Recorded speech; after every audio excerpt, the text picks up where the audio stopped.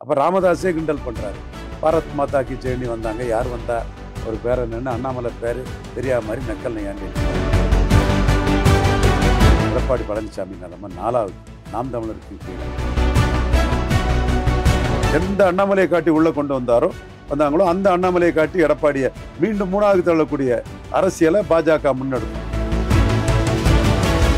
இடைத்தேர்தல் வருது. சீமான் 5 பைசா செலவழிக்கல. சீமான் 5.3% ஈர்ப்பு சக்தியால உயர்த்தும் போது 2000 ரூபாய் கொடுத்தும் 5% இழந்தாரு எடப்பாடி பழனிசாமி.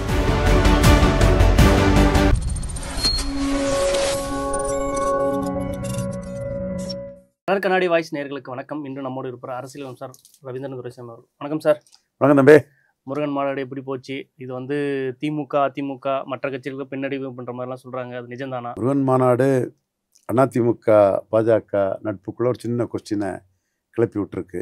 பெருசா ஒன்றும் அதில் விரிசல்கள் வராது. பட் ஒரு அண்ணாவையும் பெரியாரையும் விமர்சனம் பண்ணது அதிமுகவில் உள்ள திராவிட இயக்க ஆதரவாளர்கள் மத்தியில் ஒரு அதிருப்தியை கொடுத்துருக்குது. குறிப்பாக பெரியாருக்கு பாரதத்தினா வாங்கிய தீர்வுன்னு உறுதியாக இருக்கார் இல்லையா KP முனுசாமி, அவரெல்லாம் எடப்பாடி கிட்ட நீங்கள் அனுப்பியிருக்கக்கூடாது ஆட்களை, சம்பவத்துக்கு கடுமையான கண்டனம் தெரிவிச்சிருக்கணும் மாதிரி சொல்கிறாரு. இது என்னோட பார்வையில் அதிமுக பாஜக கூட்டணியில் பாஜக கூட்டணி நல்லது அல்லது டெபாசிட் போயிடும்னு தக்கவுள்ள அதிமுகலாம் நினைக்கிறான். மாநாட்டுக்கு போனான்ல எல்லாருமே டெபாசிட் தேராத கேஸுகள் தான். ராஜேந்திர பாலாஜி மட்டும் அந்த விருதுநகர் விஜய் பிரபாகரன், பிரேமலதா விஜயகாந்த் செல்வாக்கில் பெரிய அளவு வாக்கு விகிதத்தை பெற்றவங்க, வெற்றின்னு கூட சொல்லக்கூடிய கருத்துக்களும் இருக்குது. அதை தாண்டி மற்ற அதிமுக அமைச்சர்கள் தொகுதி எல்லாமே டெபாசிட் இல்லைங்கிறத. மணிகண்டன் ராமநாதபுரம் அவர் திமுக அமைச்சரை கடுமையாக விசாரிக்காருன்னா பாஜக இல்லைன்னா அவருக்கு ஃபைட்டே பண்ண முடியாது. திருநெல்வேலியில் உள்ள அதிமுக காரங்களுக்கு நிலைமை என்ன, ராமநாதபுரம் நிலைமை என்ன, தேனி நிலைமை என்ன, மதுரையில் ப்ரொஃபஸர் சீனிவாசன் 2வது வந்த மதுரை நிலைமை என்ன. ஸோ இந்த பகுதி அண்ணா திராவிட முன்னேற்ற கழகத்தை சேர்ந்தவங்கள்லாம் முருகன் மாநாட்டை வரவேற்கிறாங்க, கலந்துக்கிட்டாங்க. இப்போ எடப்பாடி போகாண்டான்னு சொன்னால் எங்கள் பிஜேபியும் இல்லைன்னா அந்த ஓட்டும் வரலன்னா நாங்கள் என்னங்க செய்வோன்னு அவன் அழமாட்டான். இது தென் மாவட்ட நிலவரம். வட மாவட்ட நிலவரம் பாஜக கிடையாது. அப்போ ராமதாஸே கிண்டல் பண்ணுறாரு. பாரத் மாதா கி ஜெயனி வந்தாங்க, யார் வந்தா ஒரு பேர் என்னன்னு அண்ணாமலை பேர் தெரியாத மாதிரி நக்கல் நையாண்டி அடிக்கிறாரு. ஸோ சிதம்பரத்தில் டெபாசிட் இழந்து போயிடுறாங்க, விழுப்புரத்தில் டெபாசிட் இழந்து போயிடுறாங்க, தென் மாவட்டத்தில் அதிமுக டெபாசிட் இழக்க வைக்கிறாங்க. இப்போ பிஜேபி அதிமுகவை டெபாசிட் இழக்க வச்ச இடத்துல BJP plus, AIADMK BJP deposit இழக்க வச்ச இடத்துல பிஜேபி மைனஸ். யாருக்கெல்லாம் மைனஸ்? CV சண்முகத்துக்கு, KP முனுசாமிக்கு, வீரமணிக்கு, அன்பழகனுக்கு, இவங்கெல்லாம் மைனஸ் காலத்தில் பிஜே எடுப்பாங்க. நீங்கள் அன்பழகனுக்கு இழந்த ஓட்டு, சௌமியா அன்புமணி ஓட்டு பிஜேபி ஓட்டு அல்ல, பாட்டாளி மக்கள் கட்சி ஓட்டு. அது ஏன் இவங்களுக்கெல்லாம் மைனஸ் ஆகிறதுக்கு காரணம் என்ன சார்? அங்கே பாஜக இல்லை, பாஜக எதிர்ப்பு லெதர் ஃபேக்ட்ரி ஓனர்ஸ், முஸ்லீம் தொழிலதிபர்கள், அவங்க ஹிந்து ஒர்க்கர்ஸை இன்ஃப்ளூயன்ஸ் பண்ணுவாங்க. அட்டவணை பிரிவு சமூக சகோதர தலித் கிறிஸ்தவர்கள், அவங்க இந்து தலித் சகோதரர்களை இன்ஃப்ளூயன்ஸ் பண்ணிடுவாங்க.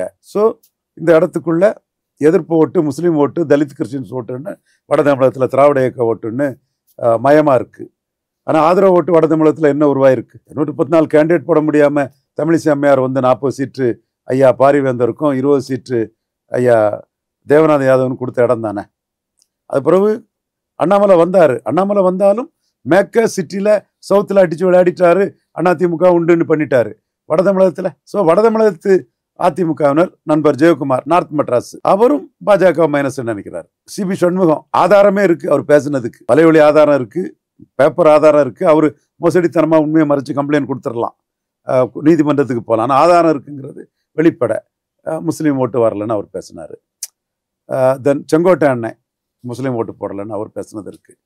அப்போ இந்த உங்கள சில பகுதிகளிலையும் சவுத்துலேயும் தவிர மற்றபடி பாஜக மைனஸ்ன்னு நினைக்கிறாங்க. எடப்பாடி அவர் 2வது இடத்த உறுதி பண்ணதுக்கு முடிவெடுத்துட்டார். நான் எடுக்க மாட்டாருன்னு நினச்சேன். என்னோட பேச்செல்லாம் பார்த்தாலே தெரியும், அவர் அப்படி தனியாக விட்டு அடித்து 3வது தள்ளிடலான்னு தான் நான் நம்பியிருந்தேன். அவர் உள்ளே வருவார் நான் நினைக்கவே இல்லை. ஆனால் இந்த பிரச்சனைக்காக வரமாட்டார் தான் ஐயான்னு நினச்சேன். பட் ஐயா வந்துட்டார். வந்தாலும் பிரச்சனை அப்படியே இருக்குது. இதுதான் இன்னைக்கு நிலைமை. ஆனா எதிர்க்கட்சிகள்லாம் வந்து எடப்பாடி பழனிசாமி ரொம்ப மௌனமா இருக்காருன்ற சொல்றதா இருக்கட்டும். நேத்து நீங்க கூட சொன்னீங்க, ராயப்பேட்டையில நடந்த கூட்டத்துல வந்து கேபி முனுசாமி வந்து அது ஒரு அதிமுக தலைமையிலருந்து ஒரு கண்டன அறிக்கை விட்டுருங்க அப்படின்ற மாரி சொல்றாங்க. அது விடுங்க அப்படின்ற மாரி சொல்றாரு. ஏன் அப்படி நடந்துக்கிறாரு? அவர் வந்து அண்ணாமலை அதிரடி தாக்குதலை கண்டு அச்சப்பட்டார். அண்ணாமலை அச்சத்துல தான் பிஜேபிக்குள்ள வந்தார் எடப்பாடி பழனிசாமி. அண்ணாமலை 2024ல எடப்பாடி நினைச்சது ஒண்ணு, நவீன் பட்நாயக் மாதிரி மேல வரும்னு சொன்னார். 40% எடுத்திருக்காரு நவீன் பட்நாயக், 1-2 தொகுதி ஜெயித்திருக்காரு. ஜெகன் ரெட்டி மாதிரி மேல வருவன்னாரு. 40% சில எம்பிக்களும் ஜெயித்திருக்காரு, சும்மா இல்ல. நிலைமை என்ன, அவங்களுக்கு பாதியா போயிட்டாரு. 19.4 ஆயிட்டாரு. ஒரு சீட்டு கூட ஜெயிக்கல. நம்ம சொன்ன ஒரு சீட்டும் ஜெயிக்க மாட்டாங்கிறத நாம அப்ப 24லயே அண்ணாமலை 2வது வந்த விளவங்கோடு சட்டமன்ற இடைத்தேர்தலில் எடப்பாடி பழனிசாமி நிலைமை 4வது, நாம் தமிழருக்கு கீழே. அப்ப அண்ணாமலைக்கு வீகத்தை கண்டு எடப்பாடி பதறார்.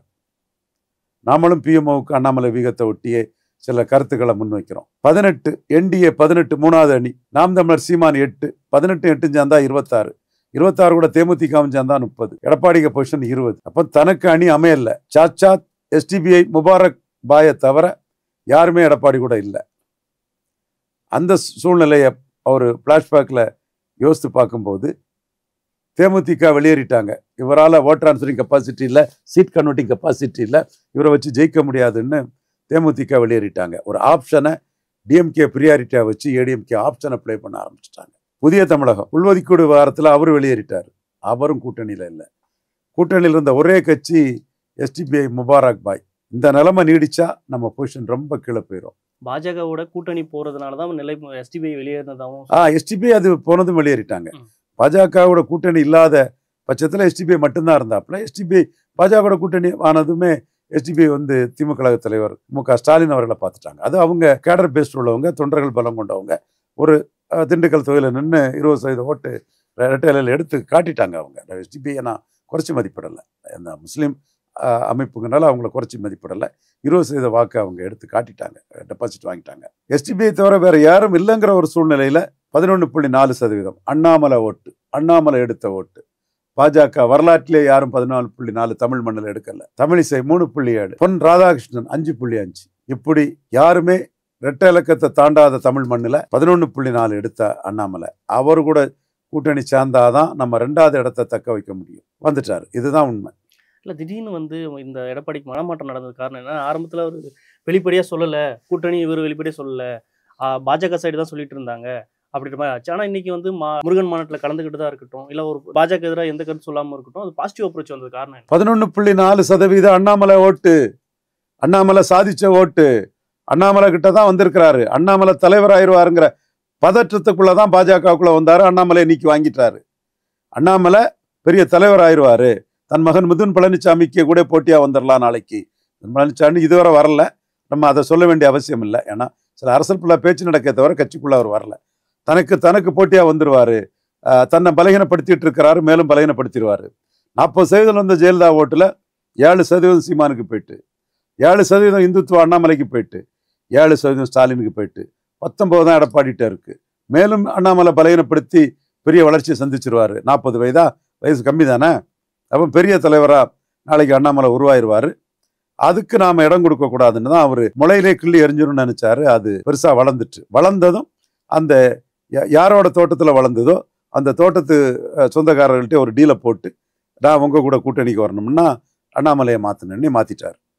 இனிமேல் மீண்டும் பல்ட்டி அடிச்சாருன்னா எந்த காரணத்துக்காக பாஜகவுக்குள்ள வந்தாருன்னு மோடிக்கு தெரியும், அமித்ஷாவுக்கு தெரியும். அண்ணாமலைக்கு மிகப்பெரிய முக்கியத்துவத்தை கொடுப்பாங்க. தமிழிசை அம்மையார் அவர்களே, நயினார் நாகேந்திரன் அவர்களே, மதுரை ப்ரொஃபசர் சீனிவாசன் அவர்களே, எடப்பாடியை விட்டுறாம பிடிச்சிருக்க வேண்டிய கடமை உங்களுக்கு இருக்கு. அவர் மட்டும் ஓடிட்டாருன்னா மிகப்பெரிய முக்கியத்துவம் அண்ணாமலைக்கு வந்துடும். எந்த அண்ணாமலையை காட்டி உள்ள கொண்டு வந்தாங்களோ அந்த அண்ணாமலையை காட்டி எடப்பாடியை மீண்டும் 3வது தள்ளக்கூடிய அரசியலை பாஜக முன்னெடுக்கும், அண்ணாமலை முன்னெடுப்பாரு. அதனால 2வது இடத்தை உறுதி பண்ணதுக்கு பாஜகவில் வந்தாருங்கனால போக மாட்டார், வெளியேற மாட்டார், குறிச்சு வச்சுடுங்க. ஆனால் சில திமுக அரசியல் விமர்சனம் என்ன சொல்றாங்கன்னா, கொள்கையை விட சொத்து பாதுகாக்கிறது தான் வந்து மதுரை மாநாட்டுக்கு போனது. அண்ணாவும் பெரியார் விமர்சனம் பண்ணும்போது மேடை முன்னாடி எதுவுமே சொல்லாமல் இருந்தாங்களே அப்படின்ற மாதிரி சொல்றாங்க. அது எப்படி பார்க்குறது? தம்பி, அவங்க பெரிய பிரச்சாரமா பண்றாங்க, நண்பர்கள் தான். ஆனா நான் எடப்பாடிக்கு ஆதரவா பேசுறேன்னு நினைக்க வேண்டிய அவசியம் இல்லை. ஒரு கேள்வியை நான் முன் வைக்கிறேன், அதுல சத்து இருக்கா சாரம் இருக்கான்னு பாருங்க. மக்களவை தேர்தல் 330 சீட்டு மோடி வருவார், 3வது முறையும் பிரதமராக வருவாருன்னு மோடியின் வலது பக்கத்தில் இருந்து இந்தியாவிலே என்டிஏவில் நம்பர் 2 இருந்து ஐயா எடப்பாடி பழனிசாமி கருத்தை சொன்னார். அப்ப பாஜக நினைச்சிருந்தா அவரை மிரட்டி பண்ணி வச்சிருக்க முடியாதா? தமிழ்நாட்டில் பாஜகவுக்கு ஒரு சீட்டும் வரலையே, எடப்பாடி மரல் இல்லையே. அவர் ஒரு பெரும்பான்மை தமிழ் சமுதாயத்தை சேர்ந்தவர். நான் மதிக்கிறேன் அந்த பெரும்பான்மை தமிழ் சமுதாயத்தை. எடப்பாடியோட அரசியல் நடவடிக்கைகளை தான் விமர்சிக்கிறேன். அந்த பெரும்பான்மை தமிழ் சமுதாயத்தை என்னைக்கு நான் மதிக்கக்கூடியவன்.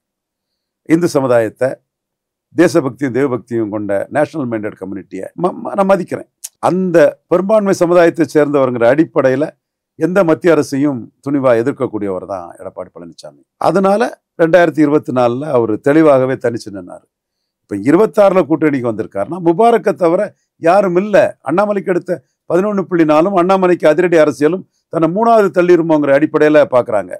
ஸோ திமுக அதிமுக தவிர அதிமுகவை 3வது தள்ளி இன்னொரு அணி 2வது வருங்கிறத திராவிட கருத்தியலாளர்களால் ஏற்றுக்கொள்ள முடியல. எடப்பாடி ஏற்றுக்கொண்டதுனால அப்படி ஒரு நிலைமை வந்துடக்கூடாதுன்னு பிஜேபி கிட்ட கைகுலுக்கிக்கிட்டார். இதுக்கு முன்னாடி எந்த இடி கொள்கை அப்படிலாம் எந்த இது பின்னணியும் கிடையாது. அப்படின்னா நீங்கள் 2024 அவர் கூட்டணி விட்டு போயிருக்க கூடாது இல்லையா? நான் நியாயமாக பேசுவேன். இதே எடப்பாடிக்கு ஈர்ப்பு சக்தி இல்லை, ஓட்டர் ஆன்சரிங் கெப்பாசிட்டி இல்லை, சீட் கன்வெர்ட்டிங் கெப்பாசிட்டி இல்லைங்கிறதுக்கு ஆதாரங்களின் அணிவகுப்போட பேசுவேன். என் தம்பி ரங்கராஜ் பாண்டே மதிப்புக்கும் பாசத்துக்குரிய தம்பி. அந்த ஆதாரத்தை அவரால் மறுக்க முடியாது. எங்க நான் சொல்றேன்னா, பழைய ஈரோடு கிழக்கு இடைத்தேர்தல் சீமானுக்கு ஸ்ட்ரென்த் 1% உள்ளாட்சி தேர்தல். மு.க. ஸ்டாலினுக்கு தேர்தல் ஆணையர் பக்காவா தம்பி தமிழ் தேசியத்திற்கு தமிழ் மண் கொடுத்த தீர்ப்பை பார்த்தாயா, ஒன்றே ஒன்று பெரியார் மண்ணில் தமிழ் தேசியம் எடுத்த வாக்கு ஒரே 1% ஆதாரத்தோட கொடுத்தாரு. அதே இதுல பாஜகவும் அதிமுகவும் 30 விழுக்காடு எடுத்திருந்தாங்க. இடைத்தேர்தல் வருது, சீமான் 5 பைசா செலவழிக்கல. உங்களுக்கே தெரியும் அவர்கிட்ட பைசா கிடையாதுன்னு. 6.3% வாக்கெடுத்தார். 2000 ரூபா ஓட்டு கொடுத்தாரு. டெல்லி அதிரும்னாரு, திண்டுக்கல்னாரு செங்கோட்டையன். 5% ஓட்டு டவுன் ஆயிட்டு 25% போயிட்டாரு ஐயா எடப்பாடி பழனிசாமி. அப்ப நான் சொன்னேன், இதே இடைத்தேர்தல் உசிலம்பட்டி தூத்துக்குடி முதுகுளத்தில் வந்திருந்தால் எடப்பாடி பழனிசாமி ரெட்டை இலை டெபாசிட் போயிருக்குன்னு சொன்னேன். எடுத்து பாருங்க என்னோட கணிப்பு அன்னைக்கு. அதே மாதிரி பொது தேர்தலில் டெபாசிட் போச்சா இல்லையா? உசிலம்பட்டி முதுகுளத்தூர் தூத்துக்குடியில போச்சா இல்லையா? அப்போ எடப்பாடி பழனிசாமிக்கு பலகீனத்தை பிட்டு வைக்கிறதுக்கு என்ன விட்ட ஆள் இல்லை. என் அளவுக்கு வேற யாரும் எடப்பாடி பழனிசாமிக்கு பலகீனத்தை தமிழ் மண்ணில் ஊடகத்தில் வெளிப்படுத்தினது இல்லை. தம்பி மருது அழகராஜ் பேசுவாப்புல, அவரு ஐடியாலஜிக்கல் பேசுக்குள்ள பேசுவாப்புல. நான் தரவுகளோட அரசியல் களத்துக்குள்ள செல்வா கலந்துட்டாருங்கிறத நான் சொல்லுவேன். அப்ப சீமான் 5.3% ஈர்ப்பு சக்தியால உயர்த்தும் போது 2000 ரூபா கொடுத்தும் 5% இழந்தாரு எடப்பாடி பழனிசாமி. அதனாலதான் இப்போ நடந்த ஈரோடு கிழக்குல அவர் நிக்கல. சீமானுக்கும் எடப்பாடி பழனிசாமிக்கும் வித்தியாசம் இல்லைன்னு மக்கள் மத்தியில தெரிஞ்சதுன்னா, ஈரோடு கிழக்கிலே சீமான் லீடர்ஷிப்ல எடப்பாடியை நெருங்கிட்டாரே, மற்ற பகுதியில் சீமான் எங்கேயோ போயிருவாருங்கிற பெர்செப்ஷன் மக்கள் மத்தியில உருவாயிற்று. சீப்பை மறைச்சு வச்சுட்டா கல்யாணத்தை நிறுத்திடலாங்கிற மாதிரி சீமானுக்கு லீடர்ஷிப் எழுச்சியை நிறுத்திடலாங்கிற அடிப்படையில தான் அவர் நிக்கல. ஆற்றல் அசோக்குமார் மணி பேக்னாங்க, என்னோட நண்பர்கள் தான் மணி பேக், அவர் அங்க ஜெயிப்பாருன்னாங்க. ஈரோட்ல 23% வாக்கு தான் ஈரோடு கிழக்கில் எடுத்தாரு. ஆற்றல் அசோக்குமார், தேமுதிக, புதிய தமிழகம், முபாரக் இவங்களோட அணி சேர்ந்து எடுத்தது 23% வாக்குகள். பெரிய பணக்காரர். இடைத்தேர்தல் ஈர்ப்பு சக்தியற்ற எடப்பாடி பழனிசாமி, காலி சேர பார்க்க வேண்டிய நிலைமையில் பொதுக்கூட்டம் பேச வேண்டிய எடப்பாடி பழனிசாமி. என்ன நிலைமை ஆயிருக்கும்? குறைஞ்சபட்சம் 5% டவுன் ஆயிருக்கும். 18க்கு தான் போயிருப்பாங்க. அன்னைக்கு 5% டவுனுங்கிறது வெற்றி பெறுங்கிற தோற்றத்தையே கொடுத்தாங்க. திண்டுக்கல் மாதிரி டெல்லி அதிரும். இன்னைக்கு அப்படியெல்லாம் சொல்ல முடியாது. 10% கூட குறைஞ்சிருக்கலாம், 13% கூட போய் டெபாசிட் இழந்திருக்கலாம். சீமான் 8.3 எடுத்திருந்தாரு. ஆற்றல் அசோக்குமார் 23 எடுக்கும்போது சீமானுக்கு வேட்பாளர் 8.3 எடுத்திருந்தாரு. சீமானுக்கு பிரச்சாரம் 13.3 வர வந்துடலாம். அப்ப எடப்பாடிக்கும் சீமானுக்கும் ஈரோடு கிழக்கில வித்தியாசம் இல்லைன்னு போயிட்டு செந்தில் பாலாஜி அதிரடியில எடப்பாடி டெபாசிட் இழந்திருந்தாருன்னா அதுதான் களத்தை விட்டு ஓடிட்டாரு எடப்பாடி பழனிசாமிங்கிறேன். என் நண்பர்கள் அன்பு சகோதரன் ரங்கராஜ் பாண்டே எல்லாம் அதை பற்றி கில்லிங் இன் சைலன்ஸ் பண்ணி போயிட்டே இருக்காப்புல. நாம எடப்பாடியை பற்றி எது சொன்னாலும் தரவுகளோட சொல்றோம். அந்த தரவுகளின் அடிப்படையில் நான் சொல்றேன், பாராளுமன்ற தேர்தலில் அவர் மிரட்டலுக்கு பயந்தா கூட்டணி வச்சிருக்கணுமே.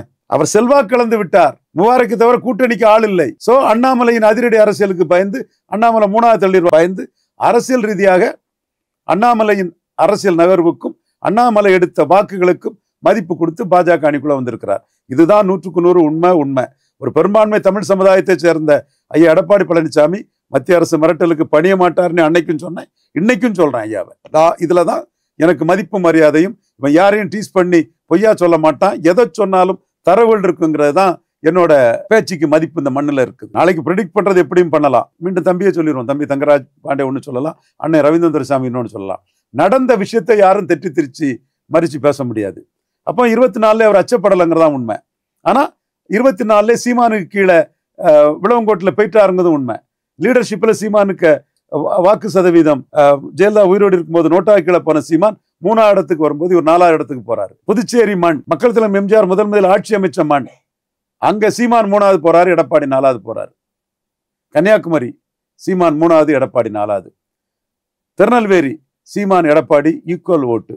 எடப்பாடி அங்குள்ள பெரும்பான்மை நாடார் சமுதாயத்தை விட்டு அந்த ஓட்டு எடுக்கும் போது யாதவ சமுதாயத்தை சேர்ந்த சகோதரி ரத்னான்னு நினைக்கிறேன், அவங்கள நிறுத்தி சீமான் அதே அளவு வாக்கெடுக்கிறார். கூட்டணி கிடையாது, இவருக்கு கேப்டன் சிம்பதி இருக்கு, கூட்டணி ஆட்டு கிருஷ்ணசாமி தேவேந்திர குல வேளாளர் பெருமக்கள் இருக்காங்க, முபாரக் முஸ்லீம் பெருமக்கள் இருக்காங்க. ஆனா காசு கொடுக்குறாங்க, இவர் காசே கொடுக்காம சீமான் அந்த வாக்கு எடுத்தாரு. அப்ப சீமான் அண்ணாமலை கூட்டி செய்வு, காசு கொடுக்காம அண்ணன் சீமான் வளர்றாரு, அண்ணாமலைக்கு ஸ்டேட்மெண்ட். கல்லுக்காக சீமான் அண்ணன் நிற்கிறாரு, அண்ணாமலை ஸ்டேட்மெண்ட். அண்ணன் சீமான் உறுதியான நிலைப்பாடு கொண்டவர், அண்ணாமலை ஸ்டேட்மெண்ட். சீமானே எதிர்த்து பேச வேண்டிய இடத்துல கூட அண்ணாமலை சீமான அண்ணன் தம்பி ஒருத்தர் மொத்த ஒருத்தர் பார்க்கணும்னு மென்மையாக அதை ஹேண்டில் பண்ணாரு. காரணம், மோடிக்கு சிஎம் கேண்டிடேட் ஆட்டு சீமானை ப்ரொஜெக்ட் பண்ண அண்ணாமலை தயாரா இருந்தாரு. அத்தகைய சூழ்நிலை வந்தா 3ம் 4ம் சேர்ந்தா 2 3ஆவது போயிரும். 2 கூட தேமுதிகவும் இல்லை, புதிய தமிழும் இல்லை. அதனால தனக்கு செல்வாக்கு இல்லை, ஓட்டர் கெப்பாசிட்டி இல்லை, கூட்டணி கட்சிகள் தன்னோட நிற்காது, வேற வழி இல்லை, நீ புரிஞ்சுக்கிட்டு ஐயா எடப்பாடி பழனிசாமி அண்ணாமலையின் பாஜக கூட வந்தார். இதுதான் 100% உண்மை. ஐயா அச்சப்படல, செல்வா கலந்துட்டாரு. அவருக்கு அதிமுக ஓட்டர்ஸ் ஐயாவிட்ட ஹோல்டு இல்லைங்கிறதுக்கு இன்னொரு உதாரணம் விக்கிரவாண்டி. 36 விழுக்காடு அதிமுகவுக்கு வாக்கு இருந்தது. அதிமுக நிக்கல, பாமக அங்க எடுத்தது 12% ஓட்டு தான், அதிமுக ஓட்டு அதிகம் எடுத்தாங்க. நாம் தமிழர் சீமான் ஜனநாயக படுகொலையை பண்றாரு, அப்பா வாத்தியார் சபாநாயகர்னு போராட்டத்துக்கு இடும்பவனும் கார்த்திகையும் நம்ம ராவணனையும் அனுப்பி வச்சார், வழக்கறிஞர் ராவணனையும். சீமானே பேசினாரு. விளைவு 1% ஓட்டு கூட எடப்பாடி கண்ட்ரோல்ல இல்ல. எடப்பாடி நினைச்ச மாதிரி நாம் தமிழருக்கு அது டிரான்ஸ்பர் ஆகல. அப்ப அது வீக்னஸ் ஆஃப் எடப்பாடி பழனிசாமி. எல்லாத்துக்கும் மேல 23% ரெட்டையில வாக்கு உதயசூரியனுக்கு போயிட்டு, தமிழ் மண்ணில் சென்னை ஊடகத்துல ரெட்டையில ஓட்டு உதயசூரியனுக்கு போகவே போகாதுன்னு தரவுகள் இன்றி டீட்டெயில் இன்றி பேசக்கூடியவங்க எக்கச்சக்கமாயிட்டாங்க. ஆனா எடப்பாடிக்கு ஈர்ப்பு சக்தி இல்லாதனால அந்த வாக்குகள் உதயசூரியனுக்கு போச்சு. ஸோ இந்த நிலைமை நீடிச்சா நம்ம 30% இடத்துல 3ஆவது போனது 70-80% இடத்துல 3ஆவது போயிடுவோம். 3ஆவதுன்னே முத்திரை ஆகி போகும், அது பிறகு எழும்ப முடியாது. 2ஆவது இடத்துல நின்னா கலைஞர் கருணாநிதி 13 வருஷத்துக்கு பிறகு வந்த மாதிரி மாற்றுங்கிற இடத்துக்குள்ள நின்னா எப்படியாவது கட்சியை பிடிச்சு நின்னா ஒரு வாய்ப்பு அடுத்த 5 வருஷத்துலயோ 10 வருஷத்துல கூட வரலாம். அதனால ஆல்டர்னேட்டிங் இதை ஸ்லிப் ஆகி 3ஆவது போயிடக்கூடாது.